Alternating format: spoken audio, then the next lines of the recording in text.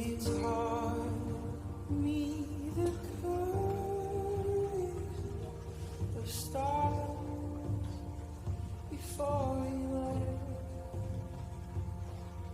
How life carries on endlessly, even after death. With sureness of what you explain the infinite. How rare and beautiful it is to even exist. I couldn't help but ask you to see it all again. I tried to write it down, but I can never find the end. I'd give anything to hear you say it one more time. That the universe was made just to be seen by my eyes. I couldn't help but ask you to say it all again. I tried to write it down, but I could never find the end. I'd give anything to hear you say it one more time. That the universe was made just to be seen by my eyes.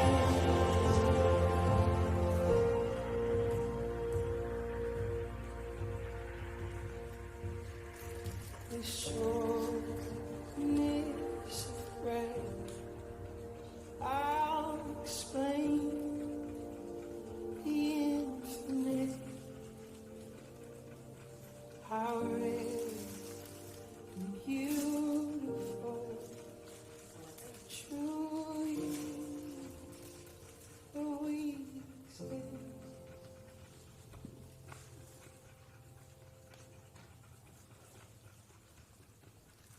Thank you. Please be seated.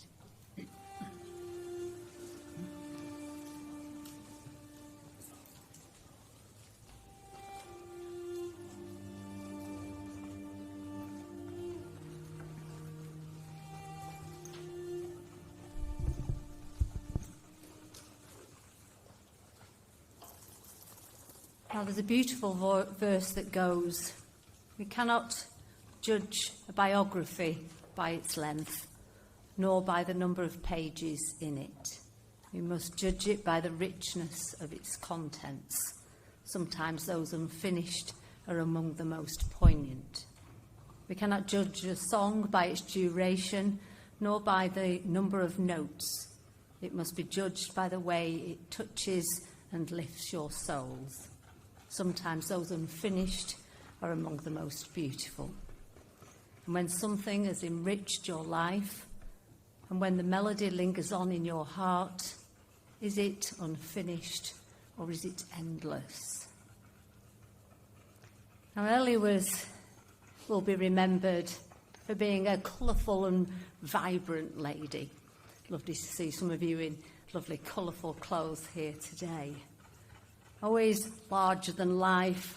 She always worked hard, and she was a huge advocate for accessibility and inclusivity. She was a real fighter, ready to support the cause and mentor all. And so I'd like to say good afternoon and welcome. And it's lovely to see you here today. Lovely, so many faces here to support Elli's family. And we're joined together here in a loving farewell to Eleanor, or Elli, as I'm sure you all knew her. Here today as a service of family tributes and memories. In fact, this whole service has been carefully prepared by Elli's two sons, Callum and Lucas, who we'll be hearing from shortly, with a tribute a little later by Elli's mum, also known as Nana Pat. Now, each piece of music as well has been carefully chosen by Elli's family. So in reality, I'm here really as a support network. I am here to be the warm-up act, so to speak. to support, do the boring old housekeeping tasks, but to also particularly welcome you all. And I know that Elli's family would like to say thank you. Thank you for being here and for the huge outpouring of support and memories that have been shared with them recently. It's been a huge support to them, and I know how grateful they are. Now, in fact, in addition to you here in the chapel today, I would also like to welcome those watching at home via webcast. So I'll look at the camera at the back to say welcome to the many people who, in reality, really wanted to be here today but couldn't, distance and other things that were going on that they couldn't be here. But due to the wonders of modern technology, they are here. You're here today celebrating and remembering Elli's life. Now, for those who wish to make a donation in Elli's memory, her family have chosen the charity Orchestras for All, a charity I know that was very significant to Elli. She really advocated this, and it breaks down barriers for young people to experience making music together. And so any donations can be placed in the donation box at the back as we leave the chapel today. But if anyone wants to make a donation and wants to make that online, you can find the link to that at orchestrasforall.org. Now, alongside her extended family, Elli was a much-loved daughter to Mum, Pat, or Nana Pat, and her father, John, who is sadly deceased, as well as being a stepdaughter to Mike, who in reality wanted to be here and is one of those who are joining us via webcast. She was a sister to Thomas, a dearly loved mum to Callum and Lucas, and she was a devoted and loving grandma to Dylan as well. And so as we move through our service, we want to remember how she left her mark on her family and a much wider network and community beyond that. So please now may I include and welcome Callum and Lucas if you're joining together at the same time. Ooh.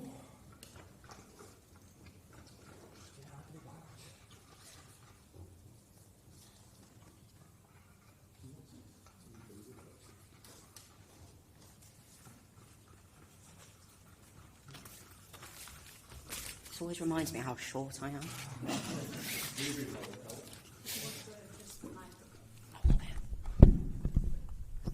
I'm actually kind of glad that I'm speaking first, because the first part of this eulogy was, I would like to say my brother went to drama school for 3 years, so don't mind if I don't appear as eloquent as he was. He has a way with words. I'd like to preface this, I think, the same way that my brother's going to preface this, and saying I will try to do this and get through this without crying, but as always from me, absolutely no promises. I'd like this to saying a bit more about the incredible work my mother took part in, and like to talk a bit more about Orchestras for All. Lost it already. Which gave music education and performance opportunities in music regardless of backgrounds or any struggles people may be facing. My mother was the wellbeing lead, focusing on supporting the development of young people's personal, social and wellbeing needs. She cared deeply about the young people she worked with and was a brilliant support to them and their families. She was a brilliant advocate for access to the arts and had a significant impact on the charity and the young people she helped. Another was National Dance Wales, who she worked with for 4 years. She was described as having an infectious enthusiasm and an ability to share her nurturing spirit, helping shape their work in so many ways, and they will miss her wisdom terribly. She also worked with the Garage in Norfolk, Curious Minds, and was part of the Core Fellowship programme, amongst others. Her death has been described as a terrible loss for the creative and arts industry by many, showing the immense impact that she had. For the next couple of minutes, I'll be speaking to you as me, Luke's. She only called me Lucas when she got angry. I'd like to start this bit actually by saying I didn't always have the easiest of childhoods by any means, but that isn't what I'm going to focus on today. I'll be focusing on our present and what should have been our future together. The last couple of years, mine and Mum's relationship grew. I would turn up to our house, normally with my dog Arlo, not the one that you can hear slobbering. We'd watch TV and talk and order Chinese. Something so simple will be the thing that I miss the most. I'd take pictures of the most random things, what I'd cooked for dinner, the new T-shirt I'd bought, or just to say I thought I'd grown a couple more chin hairs. And I still find myself going to message her now. On the 1st of April 2021, a surprising big life change came for all of my family as a £7.10 bundle of joy entered the world, Dylan. Mum was actually the first person to say to me and her that we weren't ready for Dylan, and she didn't want to be a grandma. That changed as she was the first person to ever hold him. He would become her world. She helped me settle into parenthood, which for me brought many challenges. My parenting journey was not what we thought, but that she was there and helped guide Dylan to be the cheeky, clever, book-loving, happy toddler he is today. She always commented that nobody could be sad around my son. She pushed her comforts and boundaries to give Dylan days out and nights over, including letting him eat bananas with her. He was her favourite reason to be up at 6 o'clock in the morning. She wasn't always the mum I needed, but she was the grandma that Dylan deserved. Me as his dad and my stepmum and dad as his co-parents will never let him forget her. I've not had the easiest of couple of years myself, and for a time we didn't know if it would be mum standing here. Whilst we didn't always have the easiest of conversations, she never gave up hope for me. She was always the one I wanted to message at night when things got tough. I knew she'd always understand, and we talked for hours. Times I cried, only wanting my mum, and I longed for her hugs. And I long for that ever more now. When I was at my lowest, other people kept me tethered to the ground, and she stayed by my side, reminding me she always loved me more than I loved dinosaurs. She advocated sometimes very vocally for me, was at the end of the phone when I needed, and when I started moving out of the darkness, we spoke about all the amazing plans we were going to do. The travel and trips, meals out, days out with Dylan, and the normality we both so longed for. And I'm sorry you never got to see that day. We had so many amazing plans. A couple of years ago, many people thought I was a lost cause. Mum didn't. She never gave up hope. Only a few weeks ago, we spoke about how we didn't know if I'd see my 23rd birthday, and how now we were planning on going to Pleasure Beach and spending the day with family. Well, Mum, I'll see my 23rd birthday, and so many more birthdays after that, and a lot of that was to do with you being by my side. I'm not all the way there yet, but I'm so much further than I was, and I'll be able to move mountains. But at the same time, I don't know how I'll keep going on this journey without you. I still have people advocating for me, who want what's right by me, who will hear my cries and my laughter, who tell me I need to pick my socks up, clean my room, shut the cupboard doors, and wash more. There are people who care and believe in me and won't give up, even when I ask them to. I still have so much family around me who love me in every quirk I come with, who will be at the end of the phone, support me at home and Dylan. But it will be never the same as the future we should have had together. If I would have known the last time I saw you would be the last, I would have hugged that bit tighter and told you how much I love you and appreciate you and wish I could have done better. But a lot of us don't get that gift of time. Right at the start, I said I don't make promises, and anyone who knows me knows I never do. But I want to promise you this. I will never forget you or stop loving you. I won't forget your laugh or your shout. I won't let your grandson forget you or the time he got with you. Your voice will pass down his musical ability, your ambition and your kindness to him. I promise you I will keep going. I promise you I'll be okay. I promise I'll make you proud one day. And I promise I always loved you more than I love dinosaurs. Thank you.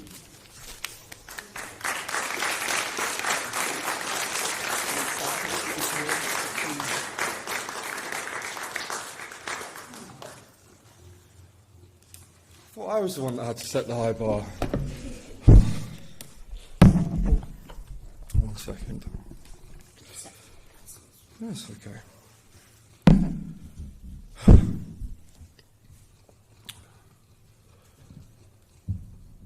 Hi everyone.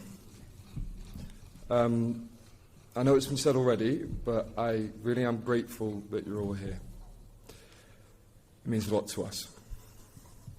Now, I brought these sunglasses because I am determined to get through this one way or another. Through tears or terror.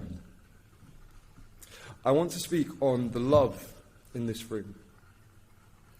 I want to speak on how much I know my mother loved all of you, and how much I know you loved her. So if I have to slip these on halfway through, you'll just have to forgive me, yeah? Cool. It is hard to find the words big enough to meet this moment, so I'm going to be cheeky and I'm going to steal the words of the author Khalil Gibran and say, your pain is the breaking of the shell that encloses your understanding. It is the bitter potion by which the physician within you heals your sick self. Therefore, trust the physician and drink his remedy in silence and tranquility. We're here as her sons, her grandson, your daughter, your sister, your niece, and your friend. Breaking stuff. What we're here to do today is not easy, but we're all here to support each other, to mourn as we need to mourn, but also to celebrate as we damn well need to celebrate. And I want to start by saying, however you're feeling today, it's all right. It is all right to laugh, to cry, to cough or fart. It's okay to stay stoic and stern or to spill out of the aisles of your heart. Nothing about this is okay. So the way that we process